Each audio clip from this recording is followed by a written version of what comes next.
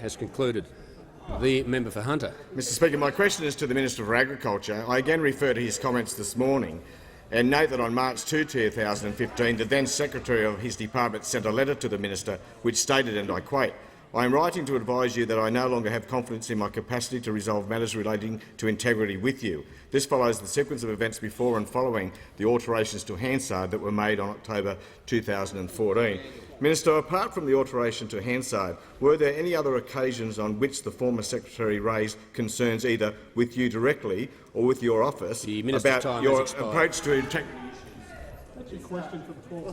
The members on my right. The Deputy Prime Minister has the floor. Mr Speaker, it is a special day when you get to Quinella. It's a special day when you get to Quinella. And ultimately what's happened now is the member for Hunter is obviously, he's gone into the tactics meeting, he's talked to the Leader of the Opposition, oh, please give me a question, please, please, please. He's run it past the Leader of Opposition business. I need a question. It's been a year. Give me a question. Come on, help me out, help me out. And then after he comes up with an absolute Barry Crocker for his first one, he comes back to the dispatch box for his next one. Well, it's great. It's great. It's great when they're bowling your molly grubbers. Now he's talking about an event from that's, I don't know, from well over a year ago, a year and a half ago, which is well documented. Might I say, Mr. Speaker, that Dr. Paul Grimes himself called a Senate inquiry, which he went to himself and presented himself before that same Senate inquiry, where all the judicious approach of the inquisitive nature of the Senate were put at the disposal to ask the hard questions so as to get to the bottom of this dastardly event. And what do they come up with? Nothing. Absolutely nothing.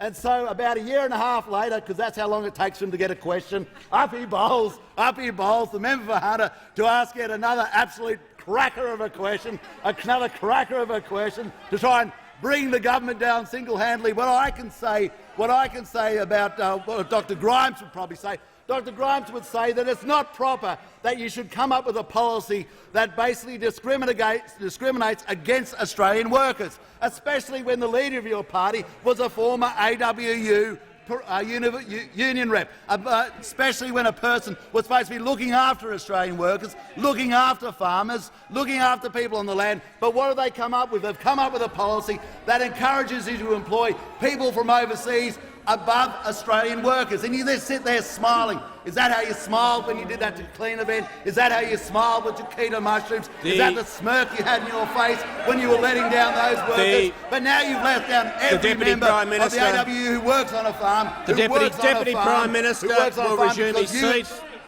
The Deputy Prime Minister will resume his seat just for a second. Member for Solomon will leave under 94A. Just make clear to all members that when they refer to a member as you, they're referring to the Speaker. I don't particularly take offence, but I just want to point that out, and that's why it's important to refer to members by their correct titles. The Deputy Prime Minister has the call. Well, Mr. Speaker, I think that it's quite appropriate that the Australian people and the Australian ones who are watching this and not watching the US presidential election, for which I think we're about to see quite a startling result, understand that the Labor Party now stands for giving an advantage to overseas workers over Australian workers. That is a remarkable turn of events when economic policy is being devised by the Senator for Tasmania, Senator Jackie Lambie, and where you are going into a pact with the Australian Labor Party, One Nation and Senator Jackie Lambie. That is an interesting turn of events which I know the people who I used to share with would be very interested in. All those ticket holders will be very interested how the person on stand 2 is apparently taking home more per sheep than stand 1. The Minister's time has expired. The Deputy Prime Minister.